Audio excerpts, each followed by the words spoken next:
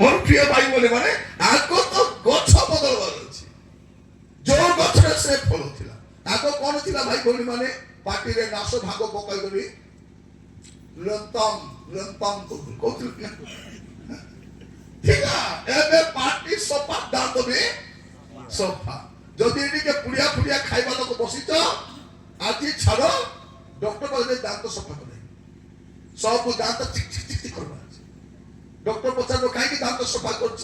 ନାଇଁ ଆଜ୍ଞା ଆମର ଗୋଟେ ଗୀତ ଅଛି ସେ ଗୀତର ଗୋଟେ ପଦ ଆମେ ଗାଇ ପାରୁନୁ। କି ପଦ ଜାଣିଛନ୍ତି? ଆମ ଦାନ୍ତ ଦେଖି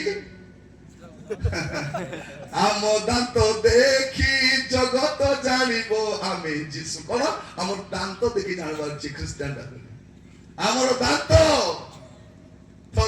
ନାଶ ନାକ ନାଶ ଖାଇଲେ ସର୍ବନାଶ।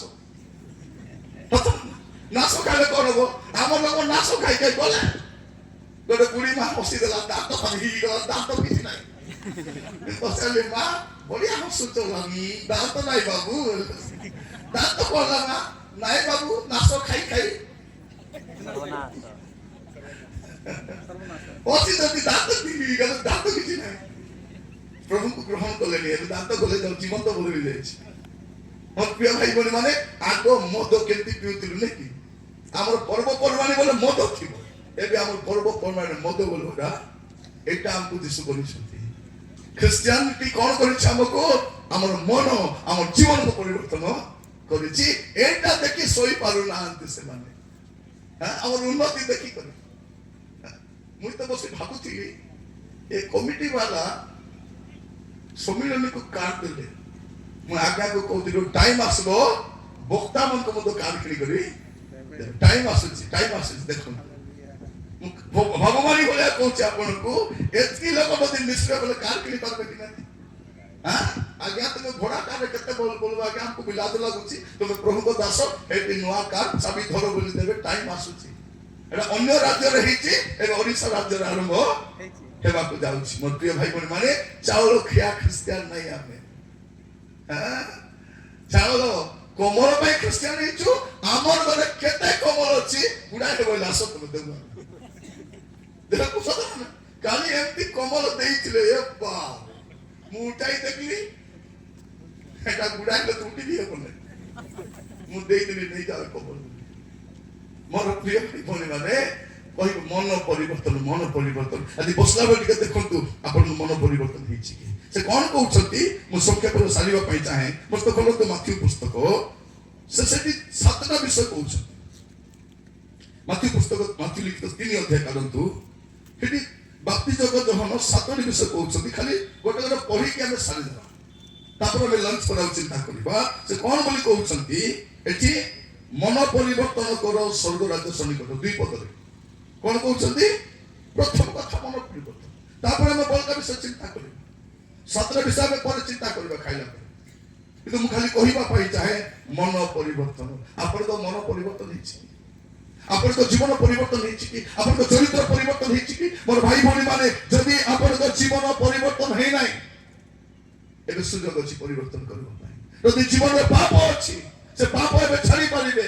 ସେଦିନ ଲୋକମାନେ ଆସିଲେ ବାପ୍ତିଜକ ଯୋହନ ପାଖକୁ ଯିଏ ବି ଆସୁଛନ୍ତି ସର୍ପର ବଂଶ କିଏ ଚେତନା ଦେଲା? ଲୋକମାନଙ୍କୁ ଡର ପଶି ଯାଇଛି। ପାପ ଯଦି ଥିବ ସେ ସ୍ୱର୍ଗକୁ ଯାଇପାରିବ ନାହିଁ। ପାପ କରି ମିଟିଂ ଆସି ହେବ, ପାପ କରି ଚର୍ଚ୍ଚ ଯାଇ ହେବ, ପାପ କରି ସମ୍ମିଳନୀର ସଭ୍ୟ ହେଇ ହେବ, କିନ୍ତୁ ପାପ କରି ସ୍ୱର୍ଗକୁ ଯାଇ ହେବ ନାହିଁ। ଯଦି ଏଇଟିକେ ବସିଛନ୍ତି ପାପ ସହିତ ମନ୍ଦ ଅଭ୍ୟାସ ଅଛି, କୁକର୍ମ ଅଛି, କୌଣସି ଅଶୁଦ୍ଧି ଜୀବନ କାଟୁଛନ୍ତି, ଏବେ ଟାଇମ ଅଛି ପାପକୁ ଛାଡି ପାରିବେ। ପାପ ଯଦି ଛାଡିବେ ନାହିଁ ପାପ ତକୁ ଛାଡିବ ନାହିଁ। ଆମେ କଣ ଭାବୁଛୁ? ମତେ କିଏ ଦେଖୁଛି, କିଏ ଜାଣୁଛି? କିଏ ଜାଣୁନାହାନ୍ତି। ଯେ ଜାଣିବା କଥା ସେ ଜାଣୁଛି। ପଦ ପଢିବେ ଗଣନା ପୁସ୍ତକ 32 ପର୍ବ 23 ପଦ। ଗଣନା 32:23। ମାତ୍ର ତୁମେମାନେ ଯେବେ ସ୍ୱରୂପ ନ କର ତେବେ ଦେଖ ତୁମେମାନେ ସଦାପ୍ରଭୁଙ୍କ ନିକଟରେ ପାପୀ ହେବ। ପୁଣି ତୁମମାନଙ୍କର ପାପ ଯେ ଶୁଣନ୍ତୁ ତୁମମାନଙ୍କ ପାପ ଯେ ତୁମମାନଙ୍କୁ ଧରିବ ଏହା ନିଶ୍ଚିତ ଜାଣ। ଭାଇ ଭଉଣୀ ଶୁଣନ୍ତୁ ଯେତେବେଳେ ଅଛନ୍ତି ତୁମର ପାପ ତୁମକୁ ଧରିବ। ଯଦି ପାପରେ ଅଛନ୍ତି ଆଜି ସୁଯୋଗ ଅଛି ସମସ୍ତ କହିବା ପାଇଁ ଯାଏ ତୁମର ପାପ ତୁମକୁ ଧରିବ।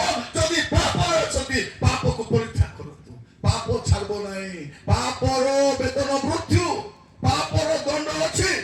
ଆଜି ମନ ପରିବର୍ତ୍ତନ କରିପାରିବେ। ଯଦି ପାପରେ ଅଛନ୍ତି, ଅସତ୍ୟ ଜୀବନ କାଟୁଛନ୍ତି, ଯଦି ଭୁଲରେ ବି ଯଦି କିଏ ମଦ ପଦ ପିଇବା ଲୋକ ବସିଛ ଏଠି, ମରା ଟିକେ ଦେଖ ଭଲ କରି ସ୍ୱର୍ଗ ନାହିଁ ତୁମ ପାଇଁ।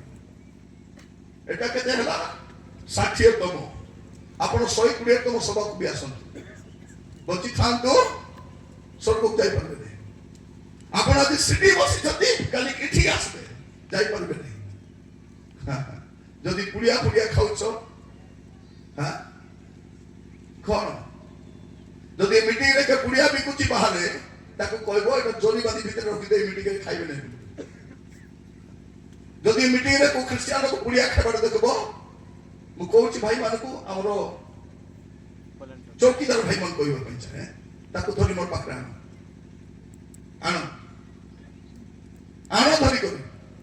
କାରଣ ଖ୍ରୀଷ୍ଟିଆନ ପୁଡ଼ିଆ ଖାଏ ନାହିଁ, ଖ୍ରୀଷ୍ଟିଆନ ମଦ ଖାଏ ନାହିଁ, ଖ୍ରୀଷ୍ଟିଆନ ବ୍ୟଭିଚାର କରେ ନାହିଁ, ଖ୍ରୀଷ୍ଟିଆନ ଚୋରି କରେ ନାହିଁ, ଖ୍ରୀଷ୍ଟିଆନ ମିଛ କୁହେ ନାହିଁ, ଖ୍ରୀଷ୍ଟିଆନ ପାପ କାମ କରିବ ନାହିଁ। ଖ୍ରୀଷ୍ଟିଆନ ଧର୍ମ କେମିତି ଧର୍ମ? ପାପ ନ କରିବା ଧର୍ମ, ପାପ କରିବା ଧର୍ମ ନାହିଁ, ମନ ପରିବର୍ତ୍ତନ କରିବା। ଯଦି ଆଜି ଜୀବନରେ କୌଣସି ପାପ ଅଛି, ସମସ୍ତ କହିବା ପାଇଁ ଚାହେଁ, ଆଜି ଆଣ୍ଠୁ ମାରି ପ୍ରଭୁକୁ କହିବା, ପ୍ରଭୁ ଆଜି ଗୋଟେ ଛାଡ଼ିକି ଯାଉଛି। ଏଇଠୁ ଗୋଟେ ନୂଆ ଜୀବନ ପ୍ରିୟମାନେ, ଏଇ ମିଟିଂରୁ ଆମର ନୂଆ ଅଧ୍ୟାୟ ଆରମ୍ଭ ହବ। ତୁମେ ସ୍କୁଲକୁ ଯାଅ, କଲେଜକୁ ଯାଅ, ଅଫିସକୁ ଯାଅ, ହଷ୍ଟେଲକୁ ଯାଅ, ଯୋଉଠି ଯାଅ, ତୁମର ଜୀବନ କଥା ହେବାର ଅଛି, ତୁମର ଜୀବନ ଦେଖି ଜାଣିବାର ଅଛି। ଏ ଜଣେ ଖ୍ରୀଷ୍ଟିଆନ ପ୍ରିୟମାନେ, ଖ୍ରୀଷ୍ଟିଆନ ମିଛ କୁହେ ନାହିଁ, ଖ୍ରୀଷ୍ଟିଆନ ମଦ ପିଏ ନାହିଁ, ଖ୍ରୀଷ୍ଟିଆନ ଚୋରି କରେ ନାହିଁ, ଖ୍ରୀଷ୍ଟିଆନ ଖରାପ ସିନେମା ଦେଖେ ନାହିଁ, ପାପ କର ନାହିଁ। ପାପ ଯଦି ପାପରେ ଅଛନ୍ତି ଛାଡ଼ି ଦିଅନ୍ତୁ। ଅନେକ ଲୋକ କଣ ଭାବୁଛନ୍ତି, ନାଇଁ ଆଜ୍ଞା ମୁଁ କଣ କରୁଛି କାହାକୁ ଜଣା, କିଏ ଜାଣିବେ ନା। ଜାଣିବେ କି? ତମେ ମୋବାଇଲରେ 5ଟା ପାସୱାର୍ଡ ପକାଇ ଭାବୁଛ କିଏ ଜାଣିବେ ନାହିଁ, କିଏ ଜାଣିବେ ନାହିଁ। ଲୁଚି କରି କୁଆଡେ ପିଇଦେବ, କିଏ ଜାଣିବେ ନାହିଁ। ଜାଣିବା ଲୋକ ଜଣେ ଅଛନ୍ତି। ଏବେ ତାର 4 ପର୍ବ 13 ପଦ, ଏବେ 4 ପର୍ବ 13 ପଦ। ଈଶ୍ୱରଙ୍କ ସମ୍ମୁଖରେ କୌଣସି ପ୍ରାଣୀ ଅପ୍ରକାଶିତ, କୌଣସି ପ୍ରାଣୀ, ଶୁଣନ୍ତୁ, ଈଶ୍ୱରଙ୍କ ସମ୍ମୁଖରେ କୌଣସି ପ୍ରାଣୀ, ସେ କୋଉ ଧର୍ମର ହଉ, ସେ ଖ୍ରୀଷ୍ଟିଆନ ହଉ କି ସନାତନୀ ହଉ, ଈଶ୍ୱରଙ୍କ ସମ୍ମୁଖରେ କୌଣସି ପ୍ରାଣୀ ଅପ୍ରକାଶିତ ନୁହେଁ। ମାତ୍ର ଯାହାଙ୍କ ଛାମୁରେ ଆମ୍ଭମାନଙ୍କୁ ନିକାଶ ଦେବାକୁ ହେବ। ତାହାଙ୍କ ଦୃଷ୍ଟିରେ ସମସ୍ତ ବିଷୟ ଉଲ୍ଲଙ୍ଘ। ଆଜି ଯଦି ଜୀବନରେ ପାପ ଅଛି, ଏବେ ଛାଡ଼ି ପାରିବେ, ପାପ ତମକୁ ଛାଡ଼ିବ ନାହିଁ। ଆଗ ମନ ପରିବର୍ତ୍ତନ ହେବାର ଅଛି। ମନ ପରିବର୍ତ୍ତନ କର, ସ୍ୱର୍ଗ ରାଜ୍ୟ ସନ୍ନିକଟ। ମନ ପରିବର୍ତ୍ତନ କଲା ପରେ ଫଳ, ମନ ପରିବର୍ତ୍ତନ ପରେ ଫଳ, ପରେ ଉତ୍ତମ କର୍ମ କରିବେ, ପରେ ଧର୍ମ କର୍ମ କରିବେ, କିନ୍ତୁ ଆଗ ମନ ପରିବର୍ତ୍ତନ ହେବାର ଅଛି। ମୁଁ ଜାଣିନି ଆପଣ କେମିତି ଅବସ୍ଥାରେ ଆସିଛନ୍ତି। ଆମେ କଣ ବୋଲି କହୁଛୁ, ଆଜ୍ଞା ମୁଁ କାହାକୁ ହିସାବ ଦେବାର ନାହିଁ, ମୁଁ କାହାକୁ ହିସାବ ଦେବି ନାହିଁ। କାହାକୁ ହିସାବ ଦେବ ନାହିଁ, କାହାକୁ ହିସାବ ଦେବ ନାହିଁ।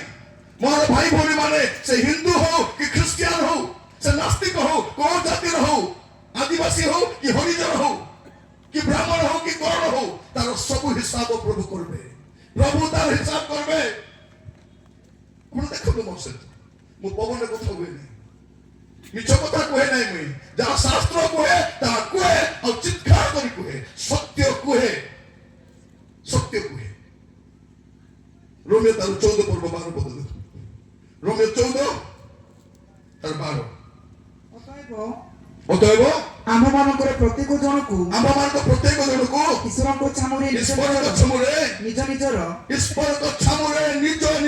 ହିସାବ ଦେବାକୁ ହେବ। ଭାଇ ଭଉଣୀ ମାନେ ସମସ୍ତଙ୍କୁ ଈଶ୍ୱରଙ୍କ ସମ୍ମୁଖରେ ନିଜର ହିସାବ ଦେବାକୁ ହେବ।